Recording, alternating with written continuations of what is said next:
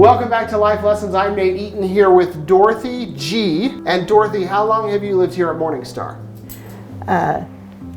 About 2.5 years. And what brought you here? Because I had a very bad stroke. And I came directly from the hospital to here. And I've been here ever since. And have you recovered from the stroke? Yes, very well. You seem in good health and communicating and everything. Yeah. Would you mind sharing what you learned from the recovery process during that hard time? I imagine it was hard. Well, you know, surprisingly, it may have been because my family was so supportive and all, but I look back, and from the time I went directly from the hospital here, and from the time I left the hospital, I don't recall it being that difficult. Wow. But it was a bad, bad stroke. Yeah? Were you at home when it happened? Yes. And did you just suddenly get a headache, or? No, I was sitting in a chair, and for some reason or other, I had my cell phone in my hand, and I could feel myself slipping. And why it happened, I don't know, but I apparently printed help and sent it to my daughter, who was about a mile from me.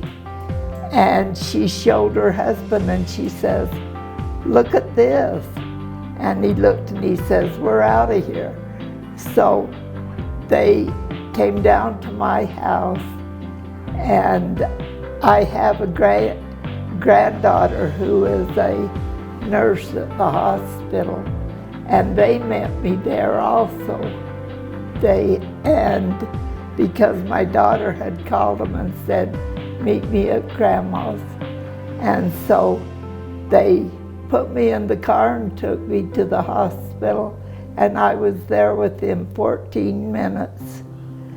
And so everything just worked out okay. That is amazing that you had the phone with you. Yes. And that you were able to text help. But I don't recall doing it. I recall having the cell phone, but I don't recall doing help. But they did. Wow. Wow, that is amazing. And the fact that they were there a mile away and that your granddaughter was able to help too. Yes. And on the way to the hospital, she texts them and she says, "My grandma's just had a stroke. I want you to set up." And she told them what positions they're to set up. And so when I got there, they rolled me right in and took care of me. Wow, that's pretty impressive. Yeah. Sounds like you have a great family. How many children do you have? 3. And are they around here? 1 is. Okay. So are you from Idaho? No, I'm from Utah. And what brought you to Idaho Falls? Well, we got older. Our children were all married and grandchildren going all over. And so we moved up here to be by a daughter. I see. The daughter that took me to the hospital. And is your husband still around? No. So he passed away about 13 years ago. Okay. Well, how was that process, handling his death? Well, he had been ill, and so it was a blessing. And then it was fine because I was up here by my daughter. I see. Well, what lessons would you say you've learned over your life? What lessons? Yeah, could you share 1 or 2 with us?